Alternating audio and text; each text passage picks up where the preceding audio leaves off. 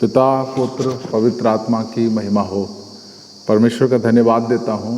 आज मैं इस समय उत्तर प्रदेश डिस्ट्रिक्ट सुल्तानपुर सिरोमंगल कारा चर्च में उपस्थित हूँ।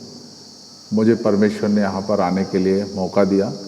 ये चर्च अभी कुछ ही सालों पहले बना था और यहाँ पर परमेश्वर की सेवकाई बढ़ रही है और यहाँ आकर के मुझे एक बहुत अच्छा लगा। इस चर्च में बैठ के मेरे मन में आया कि मैं क्यों ना कुछ परमेश्वर के वचन से आप लोगों से बातचीत करूं। तो आइए आज मैं पहला तीमुथियुस की पत्री अध्याय 5 उसके 17 में इस प्रकार लिखा है, जो प्राचीन अच्छा प्रबंध करते हैं, विशेष करके जो वचन सुनाने और सिखाने में परिश्रम करते हैं, वे 2 गुना आदर के योग्य समझे जाएं। मेरे प्रिय भाई बहनों, परमेश्वर का वचन आज हमें तीमुथियुस की पत्री में जो पढ़ा गया 5 का 17 में जो हमने पढ़ा कि जो वचन सिखाते और सुनाने में परिश्रम करते हैं 2 गुने आदर के योग्य समझे जाएं। आज आप जिस भी कलीसिया में जाते होंगे, आपके कलीसिया में आपके फादर होंगे, आपके पास्टर होंगे, वो आपके लिए प्रार्थना करते हैं, आपको परमेश्वर का वचन सुनाते हैं, आपको प्रभु में अगुवाई करते हैं। तो आपका कर्तव्य है कि आप जिस भी चर्च में जाते हैं आप अपने अगुवे के अधीन रहें।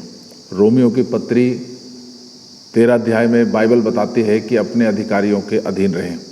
और यहाँ पर परमेश्वर का वचन कह रहा है कि जो तुम्हें वचन सुनाते सिखाते हैं, आप उनको 2 गुना आदर के योग्य समझें।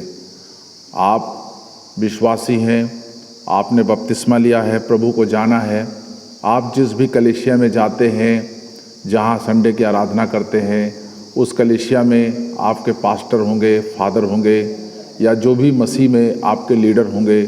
मैं आपसे रिक्वेस्ट करता हूँ, विनती करता हूँ कि आप उनके अधीन रहें। वो आपको जो सिखाते हैं, जो समझाते हैं, आपको उनकी बात मानना है। यदि आप उनकी बातों को मानेंगे, आप जीवन में अपने आगे बढ़ेंगे, क्योंकि वचन कहता है कि तुम अपने अगुओं के अधीन रहो। यदि आप मसीह में आगे बढ़ना चाहते हैं, प्रभु की ओर से आशीष पाना चाहते हैं, तो जिस भी आप कलीसिया में जाते हैं, जिस चर्च में जाते हैं, आप अपने पास्टर, अपने फादर के अधीन रहें, उनकी बातों को मानें। कुछ भी आपको बात बोलते हैं, अगर वो आपको बात थोड़ी देर के लिए अच्छी ना भी लगे तो आपको उनकी बात को मानना है। यदि आप उनकी बात को मानेंगे, आपका जीवन धन्य होगा, आप आशीषित होगा। क्योंकि यदि हम अपने दास जो प्रभु ने जो हमारे ऊपर अगुआ ठहराया है, अगर हम उनकी बातों को नहीं मानते हैं तो हम जो है, इसका मतलब परमेश्वर की बातों को नहीं मानते हैं। आज बहुत सारे दुनिया में मसीह भाई बहन हैं, चर्च जाते हैं, प्रार्थना करते हैं, बाइबल पढ़ते हैं, लेकिन वो अपने पास्टर या अपने फादर या अपने अगुओं की बातों को नहीं मानते।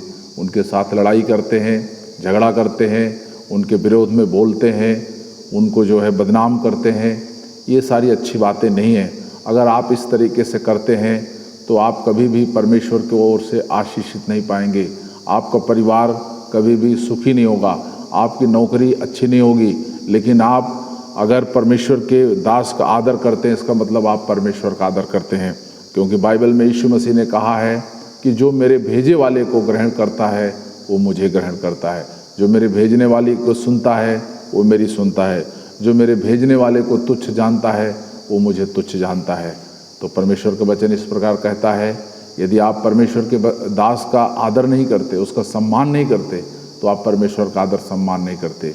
इसीलिए आज सुबह के समय मैं आपसे रिक्वेस्ट करता हूँ, आपको उत्साहित करना चाहता हूँ, आपको परमेश्वर के वचन से याद दिलाना चाहता हूँ कि आप परमेश्वर के दासों का आदर करें, उनका मान सम्मान करें, उनसे सीखें, तो परमेश्वर आपको बहुत आशीष देगा। इन्हीं शब्दों के साथ मैं आज का संदेश समाप्त करना चाहता हूँ। सभी को जय मसीह। प्रभु आप सबको आशीष दे।